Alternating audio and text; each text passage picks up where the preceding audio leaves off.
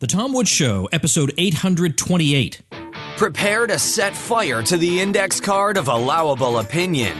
Your daily dose of liberty education starts here. The Tom Woods Show. Men, if you want to dress for success, you can't just grab a suit off the rack. You got to have a suit made for you. This week, my listeners can get any premium Indochino suit for just $389 at Indochino.com when entering Woods at checkout. Hello, everybody. Tom Woods here. There are a bunch of Federal Reserve reform proposals out there. There have been proposals bandied about for years as to how the Fed ought to be fixed or modified, and there are proposals from the populist left and from the right and from the middle, and there are some actually that are being considered right now in Washington, and I wanted to make sense of these and see if any of them would actually amount to anything or be a good idea. And joining us to talk about this topic is the author of a couple recent articles on just that, and that's Tho Bishop, who is the director of the Mises Institute's social media marketing, and he also served as deputy communications director of the House Financial Services Committee. So he's got a lot of knowledge and insider information about the way Washington works. And I thought let's get to the bottom of this with Tho Bishop. Tho, thanks for being here. Thank you for having me, Tom. It's a great honor. We got some articles and interesting topics to discuss. I want to get your background first because it's interesting. You were deputy communications director with the House Financial Services Committee. I guess in the back of my mind, even though I know you had told me that, I still had it in the back of my mind somehow you were in Ron Paul's office. Well, I got to help a lot with Ron Paul's office, and he was subcommittee chairman for the Domestic Monetary Policy subcommittee, and so I got to work a lot with them, and I kind of consider myself the Austrian mole in the full committee. I did deal with doing the morning clips for the congressmen, so I try to slide in Mises Institute content or an occasional article from Zero Hedge. Work with the media a lot, and then help with research for some of Dr. Paul's hearings. So it's great experience being able to interact in the full committee. I'm trying to get these ideas out there, and some of the the policy wonks and that sort of stuff that we're working for the Financial Services Committee. When was this that you were there? I came in right after the Tea Party kind of came in and took over. So it was actually Congressman Spencer Backus. He's the one that brought me in 2011. And then I stayed over when Jeb Hensarling took over, and then left second half of 2013. And now you're actually with the Mises Institute full time. Yes, living the dream. Coming in the best organization in the world, and living here in Auburn. Which growing up as a Georgia Bulldog fan, it's taken me a while to get used to all the blue and orange up here. But working the best place in the world. Well, yeah, where else would anybody want to work? If you were going to work full-time somewhere, that's where you'd want to be. Well, it's amazing to me that somebody who would want to work at the Mises Institute full-time came into a position like that via someone other than Ron Paul. That's why I just assumed there had to be some connection. Well, it was very interesting. To Congressman Backus's credit, he's by no means an Austrian at all, but I was able to have a meeting with him. I used to do campaign work for him, and then I started talking about, hey, have you heard about these crazy Austrians that were predicting everything before it happened? And he was very interested. So I gave him a book by Bob Murphy. I actually gave him some of your articles. He asked me to talk more about this sort of stuff, and so I don't think he ever fully bought on. He was still complaining about who would build the roads. While I was working for him, but he was open. He enjoyed the fact that I had a kind of different perspective, and it was great being able to bring that into kind of a different environment up in DC. Yeah. And by the way, on that whole roads thing, I know they being people who disagree with us are the ones who bring that up, but all the same, I guess I always think if I would be inclined strategically to concede the roads to people at the beginning and say, all right, look, how about this? I'll let you have the roads and I'll let you have these other things, but listen to what I'm saying on 99% of society. And I bet you by the time you agree with me on those things, you'll figure out this. Obviously, there's going to be some way we'll figure out how to lay down some tar, that will not seem like such an insuperable obstacle once I'm done with you on everything else. All right, let's talk about the Fed here, because there is some talk about reforms to the Fed, I guess. And I haven't followed them. I don't know what the details are. I know at least there's some talk about some kind of rule-based reform that would make the Fed's policy less discretionary, let's say, that would presumably rein in the Fed a bit. Tell us a little bit about what's on the table right now. Well, there's a few different proposals. Both the House tends to be a little bit more aggressive, and the Senate is always trying to slow things down a little bit. It was interesting actually when Jeb Hensarling took over in 2013. We had a big staff meeting, and to my great surprise, he was laying out his priorities for his term, and the third thing he listed was I want to go after the Fed and I want to reform it. Again, he's not quite an Austrian, but he's read at least a little bit of Hayek, and he knew who Ludwig von Mises was. So kind of from that, since he's taken over, he's pushed what's called the Form Act.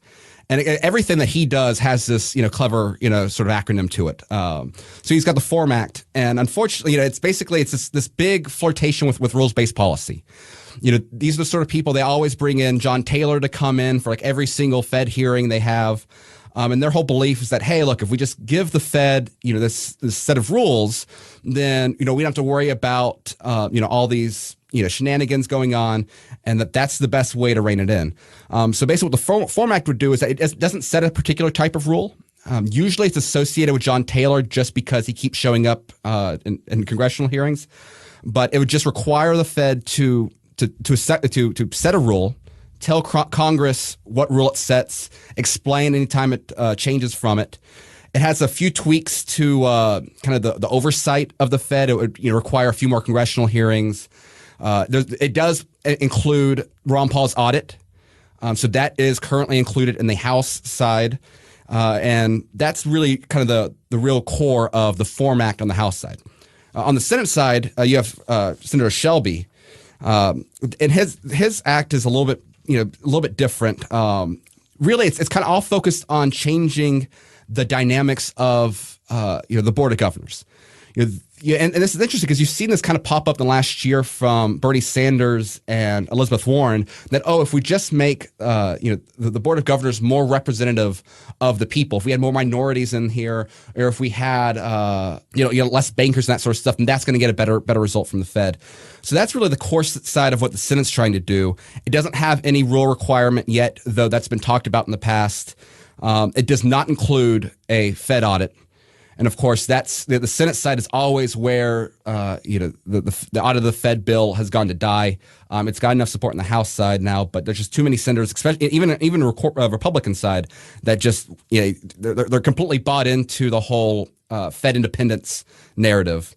But with now Donald Trump coming in, making it very clear that he's or as clear as he can be that he's open to Fed reform stuff. It seems that the pieces are on the table for something to get done, and chances are, I think you're going to end up getting a kind of a middle ground between these two proposals. What do you think in general about these proposals? By the way, the Taylor rule, named after John Taylor, is something that we've covered here on the show, and it's been covered at the Mises website. Matt Mahai in Poland has done a really good paper dismantling the so-called Taylor rule. The idea of the Taylor rule is, we talk about it in great detail, but the idea is that it would make the Fed's policy less discretionary, and that if we had followed it, we would have avoided the financial crisis.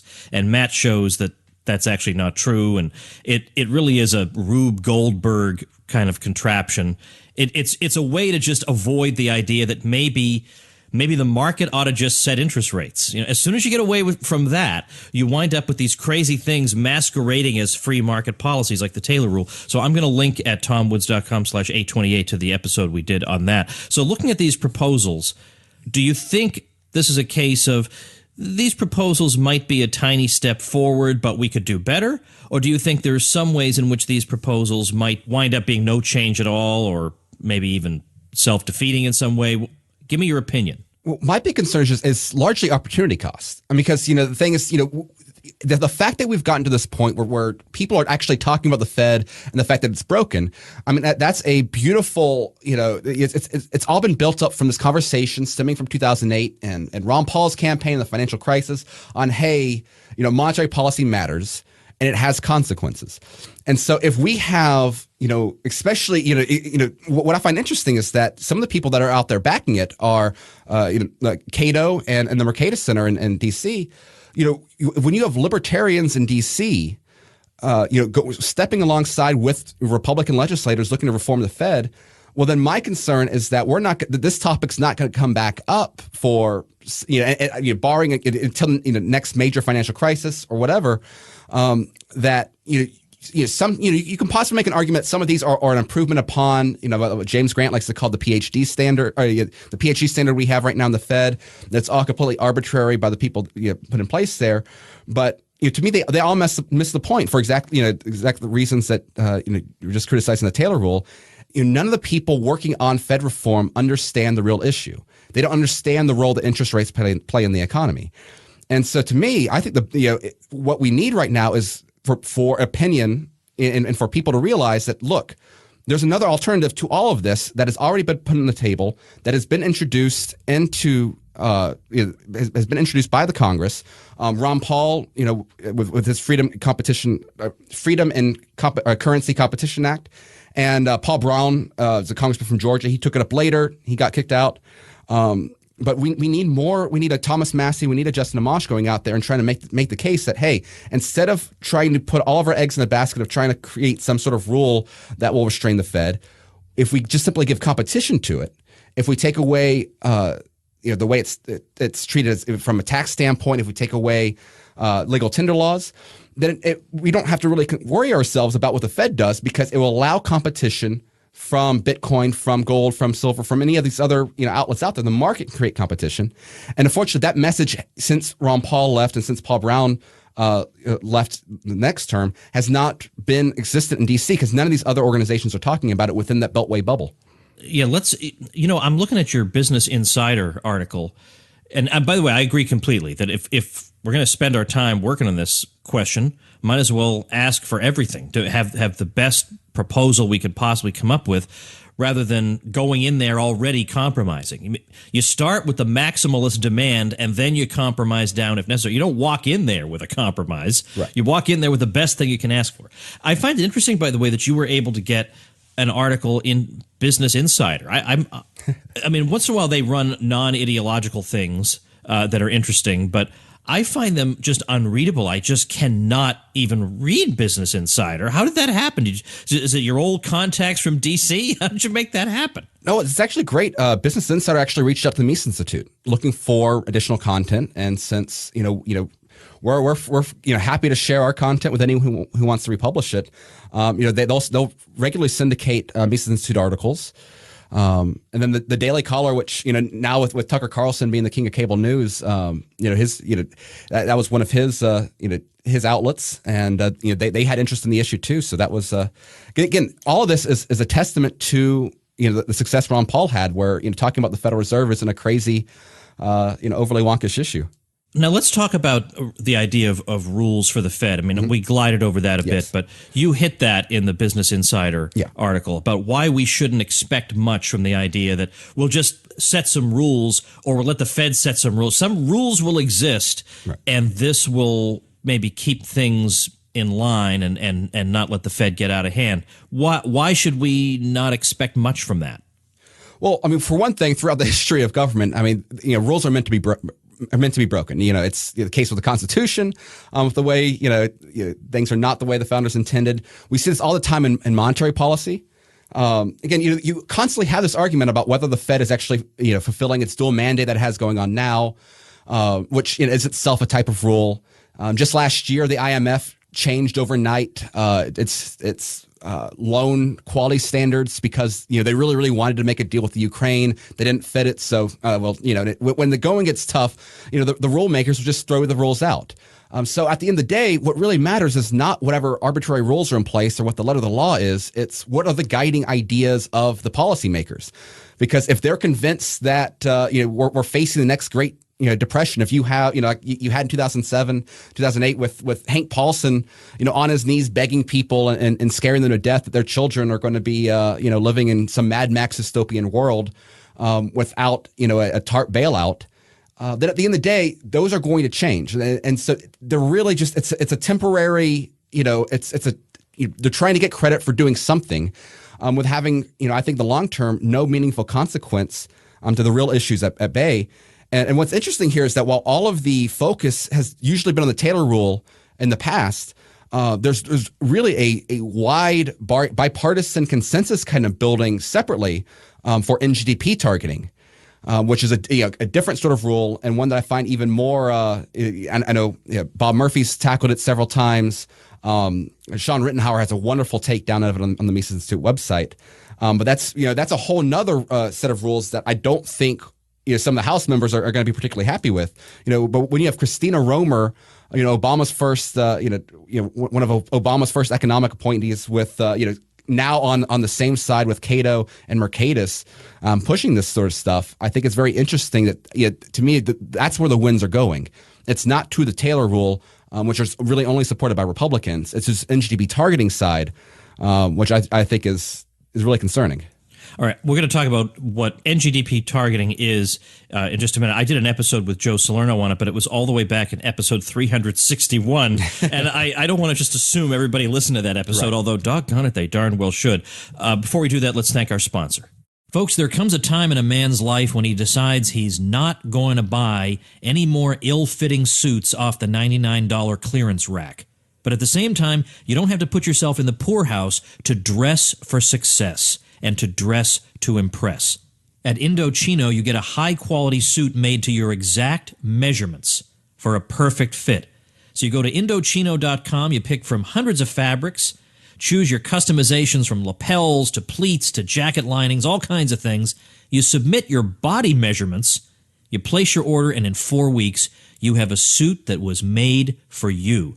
This week, my listeners can get any premium Indochino suit for just $389 at Indochino.com when entering Woods at checkout. That's 50% off the regular price for a made-to-measure premium suit, plus shipping is free.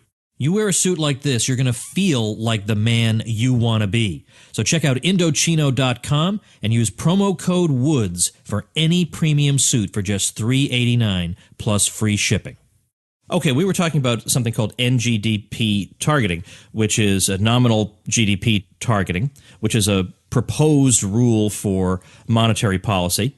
And as I say, I've discussed it on the show. I'm going to link to it at tomwoods.com/828, the page for this episode. But can you at least explain why somebody who favors that would think that's a good idea? And there are people who consider themselves to be free market economists who say this should be the Fed's policy. They should target NGDP in there. They shouldn't have these other targets. They shouldn't do this or that. They should be aiming at total spending. So what is that, and why should they do that? Well, some of the simplest arguments are simply that, for one, it's something that the Fed can, in their mind, directly control. So it's not quite like, with the dual mandate now, where you're trying to control inflation and you're trying to control the unemployment rate at the same time. This is something that they have the tools. That they can push spending up, and with inflation, that sort of stuff. Then also just simply gives a very steady guide. It's very easy pass-fail sort of measurement. Either NGDP has hit their targeted level or it hasn't. So just kind of from it has that sort of superficial value. Which again, that's in Washington, that's always very attractive. And so that's just that's a lot of the appeal. And it's again, but the whole idea that we're going to let the Fed kind of just dictate and just aim at some arbitrary target that they're going to come up with. It strikes me as bizarre that you have any sort of libertarians out there that see having the central bank just arbitrarily set something is at all a real solution to what ails us right now. I mean, it seems like just another example of a fatal conceit. Do you have any how long were you at did you work at the committee? About 3 years. Okay, that's a long time. Do you have any recollections or any anecdotes from those days that might be revealing? I remember hearing stories about the ignorance of people on the committee, for example. But does anything jump to mind as, that episode really summed up my experience in Washington? Well, for one thing, none of the congressmen have any, any knowledge about monetary policy at all. And it's interesting, actually, the guy that's now has Ron Paul's old job, a guy named Bill Huizenga, I mean, he would never show up for Ron Paul's hearings. But what's important to understand this is that most of the people that end up on the Financial Services Committee aren't there because they have a knowledge of financial services. There was one great example. There was a woman from New York that got elected. Her name was Nan Hayworth. Wonderful, wonderful woman. But she got elected in 2010 because she was a doctor, and Obamacare was very big. And so, she got elected. All of a sudden, the Republican House, they saw this, a female Republican, congresswoman from a moderate district, and they wanted to make sure that she got elected in the next election. So they put her on the Financial Services Committee because that was really good for fundraising, and it gave her some relevant to some of her constituents back home. But she had no background in banking at all. She to her credit, she had read one economics book, Economics in One Lesson, that her dad asked her to read. But so in order to fill that gap, she hired a staffer from Wall Street that was her top financial services guy. And so, whereas she, because she had that background with Haslick, she would end up, having some good ideas by just hiring someone with a Wall Street background. She ended up voting for all sorts of weird things that came up. And she ended up, and in spite of all that, she still ended up losing the next election. So, everything in D.C., especially in the Financial Services Committee, is so staffer driven.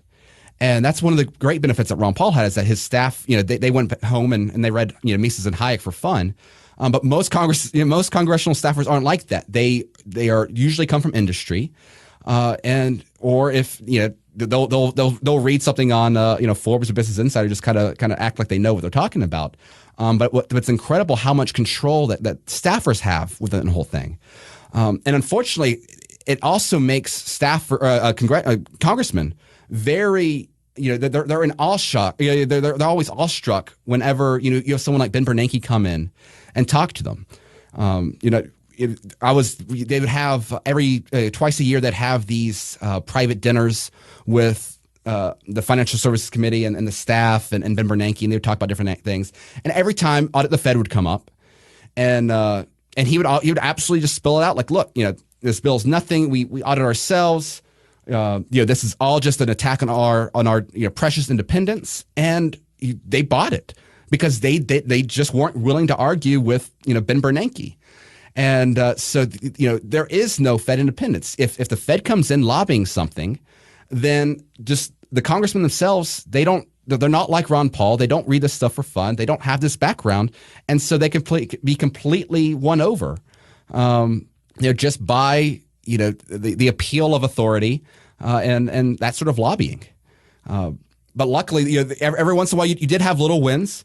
I remember, like for my favorite, the highlight of my entire congressional career was with Ron Paul's last hearing with Ben Bernanke, where I started noticing that, hey, look, during hearings, you have the ability to give time to another member.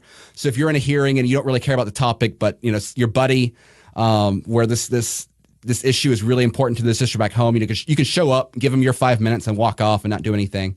It was just a way of trading favors and that sort of stuff. Well, nobody was doing this for big profile hearings because everyone wanted their time on TV. And usually CNBC would pick up, a Fed hearing or something like that.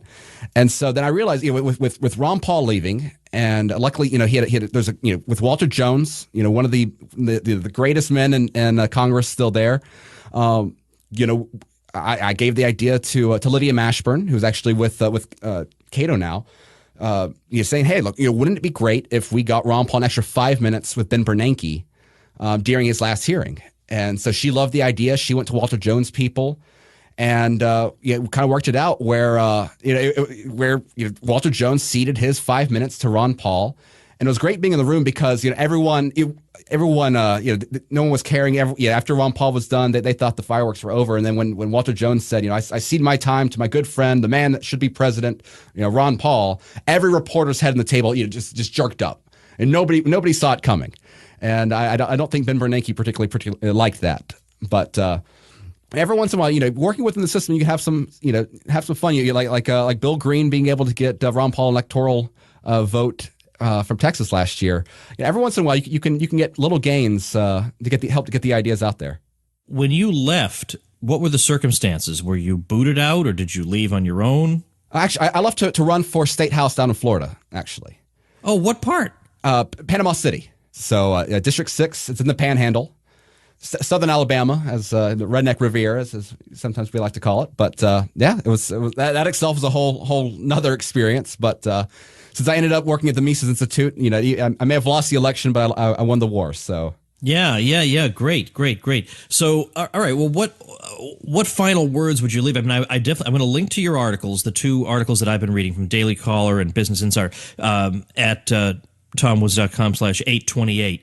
But any final thoughts, anything I overlooked in trying to get to this, I give you the floor. Okay. Well, again, just the main thing is just understanding that, why competition in currencies matter. For all, there's a lot of great things that could come out of auditing the Fed, for example. That they're engaged in all sorts of bad things. It'd be great to get some of that stuff out in the light. But at the end of the day, we had a very limited Federal Reserve audit, actually, because of Dodd-Frank. And a lot of bad things were revealed in that. But that didn't really move the needle. So I think any hope of, if we just shine a light on what the Fed is really doing, then that's going to get out the pitchforks and the torches, and that's what's going to change things. Personally, I'm pessimistic on that. But if we were able to get just a little bit of movement for getting competition in the market for money, if we can, the beautiful thing about this is that it's a boring bill. It's not radical like ending the Fed. It doesn't step on Fed independence like out of the Fed, as they would argue. That this is the sort of thing that could be easily slipped into just about any bill up there. And if it happened, it'd be the most radical thing that's ever happened to monetary policy in America since, at least since we went off the golden, went purely to a fiat currency. So just getting people talking about it, to realizing that's important, to talking to members, to your own congressman. I think one of the great things that has impacted the way generic Republican views monetary policy is that when congressmen go back home, they actually do usually have that one person with a pocket constitution saying, why aren't we auditing the Fed?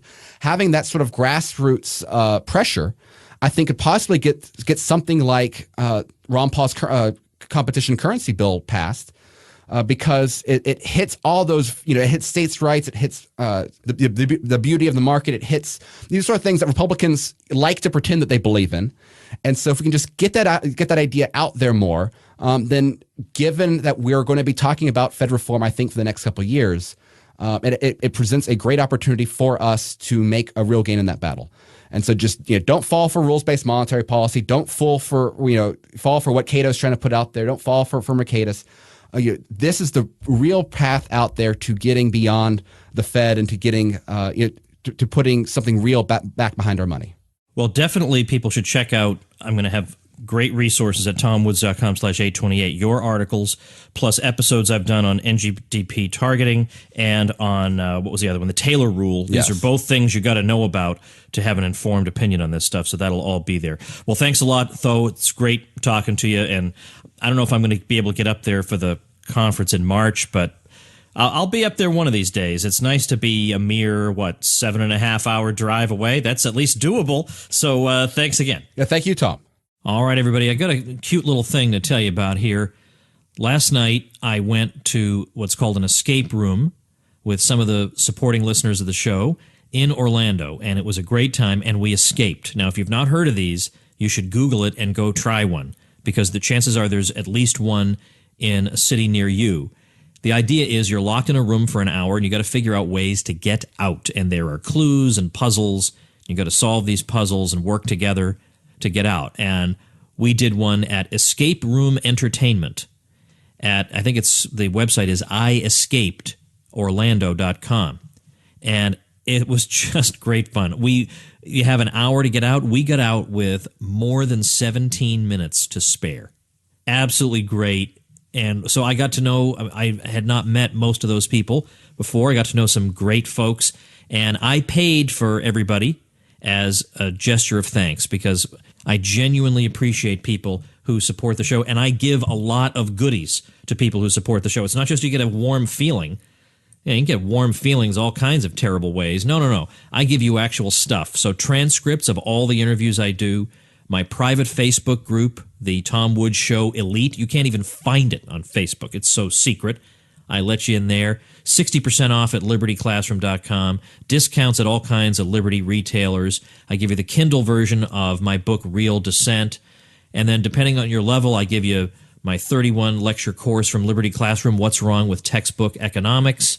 I give you signed books. In some cases, I give you the Ron Paul curriculum videos. It is unbelievable. It's shocking. So if you've been enjoying the show, here we are in episode 828. And if you feel like it's been of some benefit to you, I hope you will consider joining me at supportinglisteners.com. That's my own site, by the way. Isn't that clever? There's that nobody had taken supportinglisteners.com. I thought that up. And when you hear it, people think, oh, that must be a site where a lot of podcasters get support from their listeners. No. Nope, that's just me, supportinglisteners.com. That's my little program. So if you like the show, you feel like it benefits you, you're getting something out of it, then I would be very happy to welcome you as a supporting listener, get you in that Facebook group. But even if you don't like Facebook, I got so many other benefits, you won't even notice that you're not in there. I mean, there are so many benefits. So please do check that out at supportinglisteners.com. Tomorrow, I'm not quite sure what I'm going to do, but I got some interesting guests lined up for, let's see, Friday and then early next week. We're going to get Jay Richards back on the show. Remember we talked to him about J.R.R. Tolkien and liberty. We're going to talk about a whole different topic with him. I got some good stuff coming up. Plus, that whole topic about the men's rights movement, that generated a lot of controversy, even among my listeners. So we're going to revisit that sometime next week as well. So lots of fun stuff. Plus, a guest, Milo Yiannopoulos himself, recommended to me. He emailed me and said, you've got to have this guy on. So I thought, well, one thing I know, it won't be boring if Milo is recommending the guest. So fun stuff coming up next week. I hope you'll stick around and listen. Thanks for listening. Become a smarter libertarian in just 30 minutes a day. Visit TomWoods.com to subscribe to the show for free, and we'll see you next time.